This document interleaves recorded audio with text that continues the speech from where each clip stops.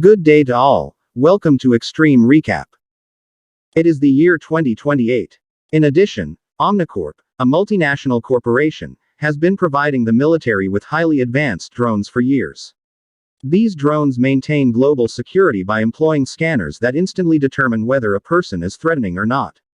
TV host Novak wants these robots to take over as police officers in American cities as well. However, people are afraid of machines and the government, so he can't prove his point by using law enforcement that can't feel. A military leader has been invited to a show by Novak to discuss the specifics of each operation. He's likewise sent a columnist to the Center East that will show the robots work on live television. The reporter follows the robots around the city and takes notes on how safe they are. That's not a threat, they say, and it's a win for safety measures. However, it is evident that the locals are dissatisfied with the fact that robots have taken over their home. As a result, a group of rebels sneaks around with heavy weapons and attacks the robots completely. Buildings are blown up by the robots on the ground as soon as a violent battle breaks out in the streets.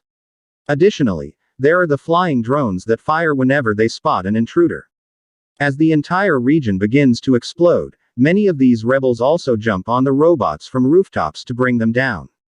The robots discover a terrified young boy holding a knife out of self-defense. However, for the scanner, a knife is sufficient to pose a threat, and the robot kills the boy right away.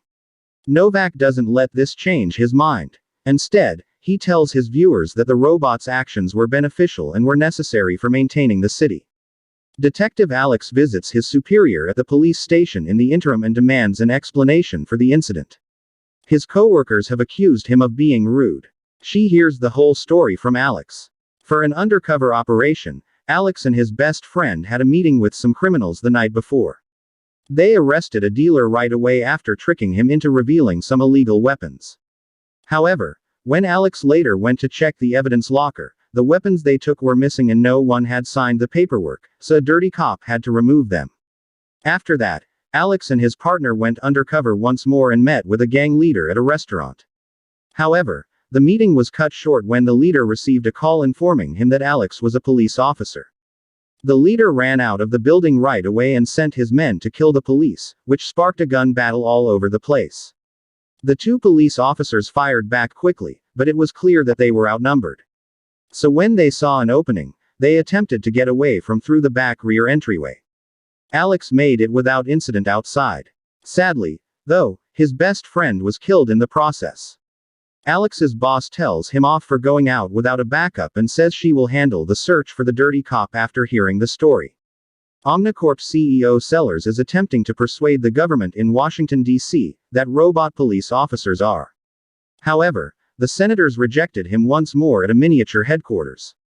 With his team, Sellers meets to brainstorm ways to put robots on the streets but not the public. He concludes that a real human and a machine must be fusioned because the senators keep mentioning that robots cannot feel. Dr. Norton is currently assisting his most recent patient in adjusting to his brand new hands at a specialized clinic.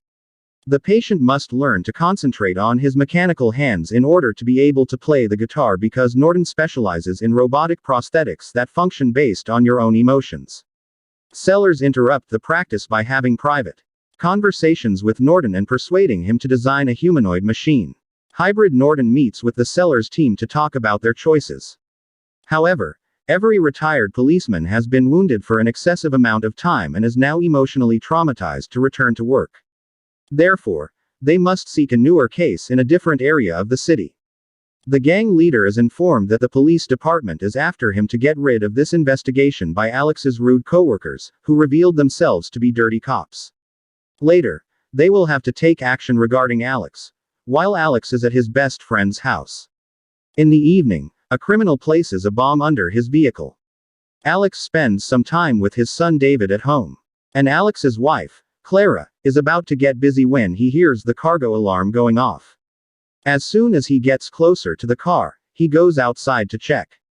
He suffers severe injuries when the vehicle explodes. Immediately OmniCorp hears this. To make an offer, they invite Clara to their offices. To enable Alex to continue living, they will give him a brand new mechanical body. Clara is hesitant, but they then go over in disgusting detail all of Alex's wounds and point out that Alex will die soon if Clara does not make her decision now. Clara cannot refuse to accept. After 3 months, Alex and his wife are seen dancing happily at a house party. But then the picture starts to fall apart. The new form of Alex, made up of 90% mechanical parts, is shown off by the scientists. However, his brain remains human.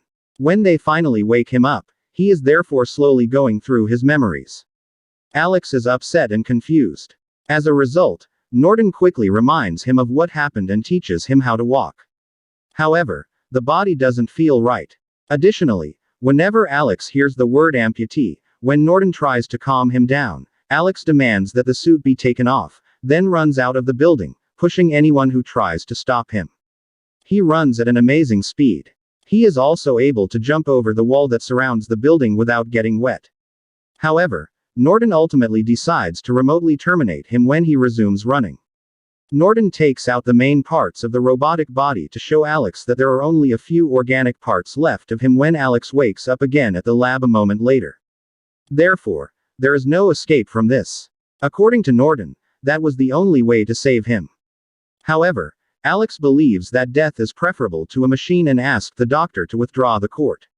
Norden changes his mind by explaining that Clara requested the procedure and that he should perform it for her to demonstrate that his family is waiting for him. Alex can call Clara thanks to Norden. Clara thinks Alex is still very handsome and can't wait to see him again, even though he only shows her his face for the time being. Now that Alex has agreed to work with us, he spends the night in the laboratory, where his body is maintained. He is taken to do some training with Rick the following day. The tactical man responsible for taking care of omni-cadaver mechanical militaries in the field. He believes that the machines are already perfect, so including a human in the project would be a waste of time and resources. Yet he continues to supply Alex with weapons, which he can store in the specialized compartments on his legs. They put Alex and a robot through a training exercise in which they had to kill criminals and save civilians at the same time. Additionally, as everyone performs the rescues effortlessly, Rick's forecasts are accurate. Because the machines only evaluate and take action, Alex ultimately runs slower than the machines. Alex uses a computer to keep track of what's happening with a gang leader case while he takes a moment to feel between evaluation and acting later in the evening when he is alone. The following day, Sellers is dissatisfied with the simulation's outcomes and orders Norden to resolve the issue swiftly. Additionally, he believes Alex must improve his screen appearance for marketing purposes. He therefore requests a superior tactical suit.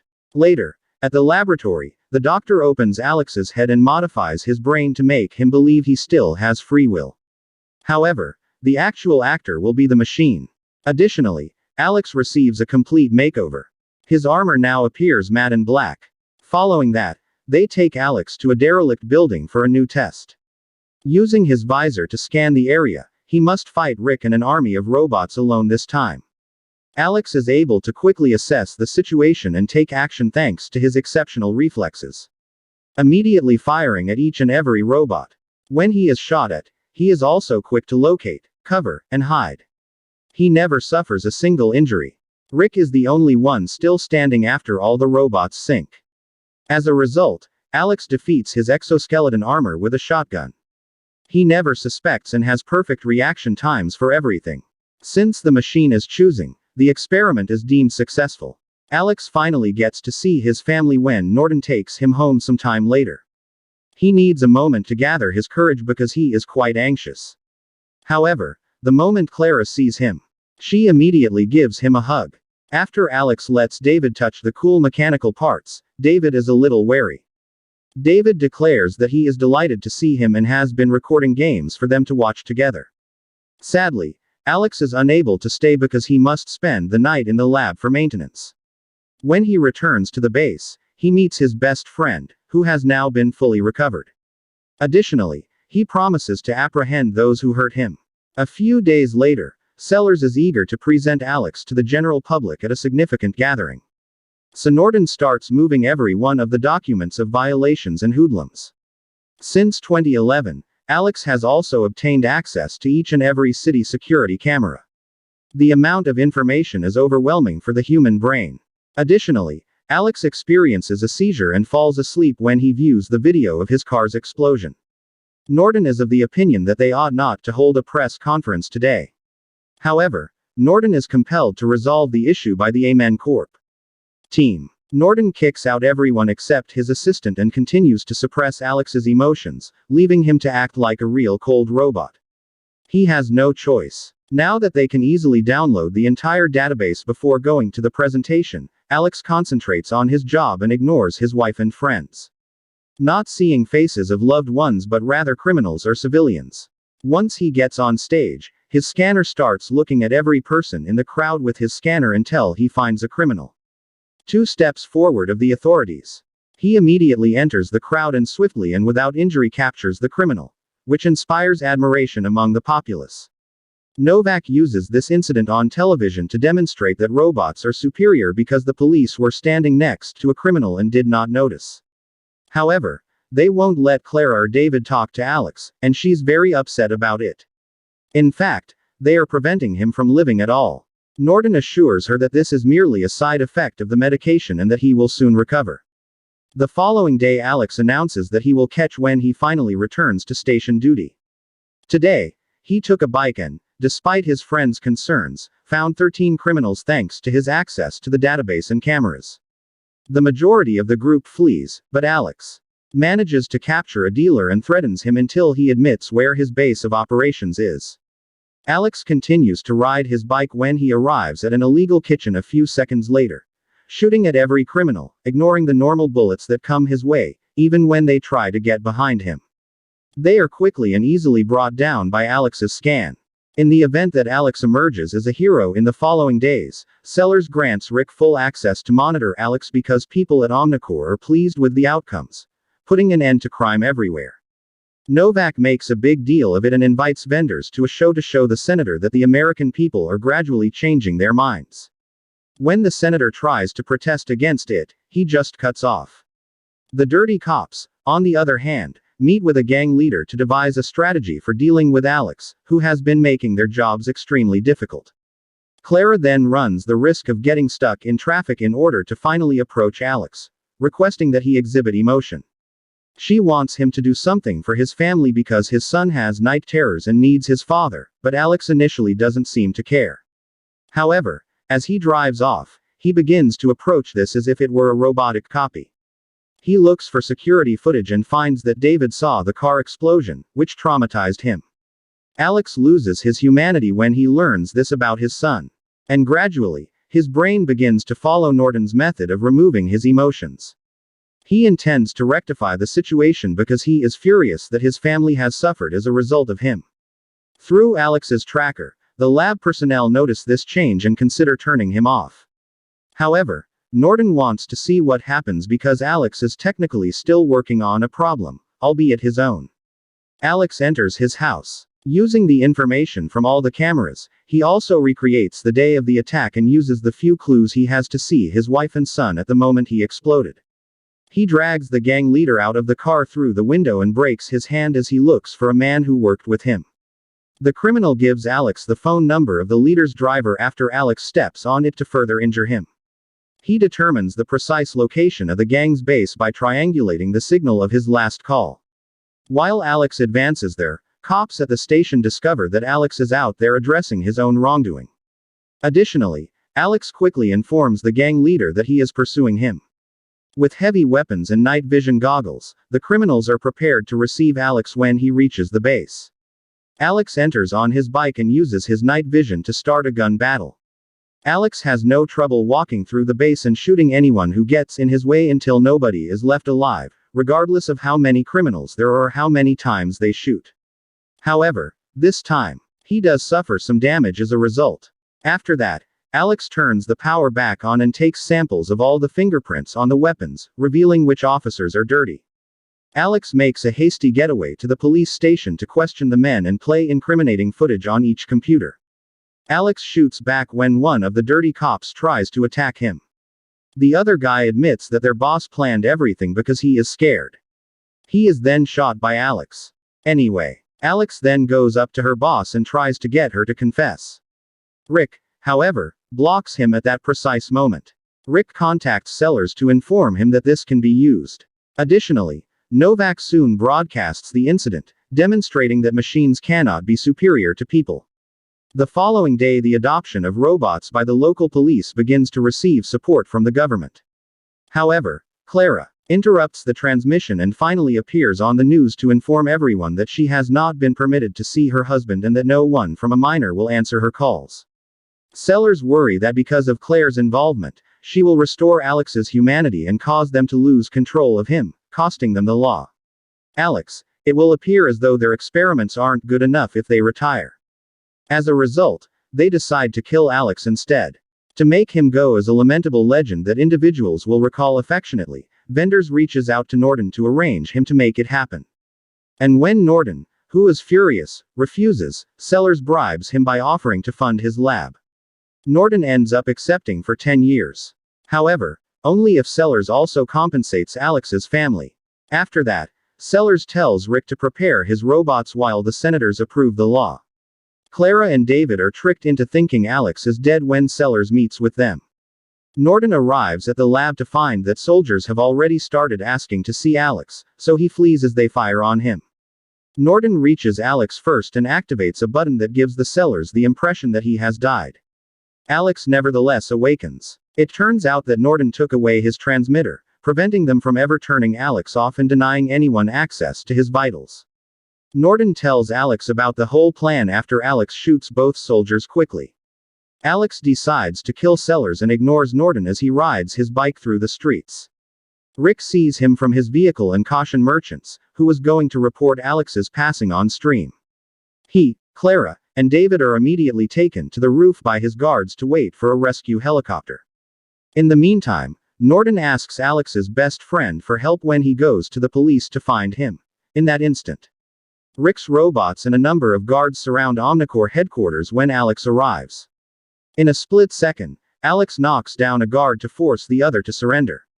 He then uses his bike to break into the building and begin a gunfight with the other robots. The robots, in contrast to regular criminals, have better armor and much better weapons.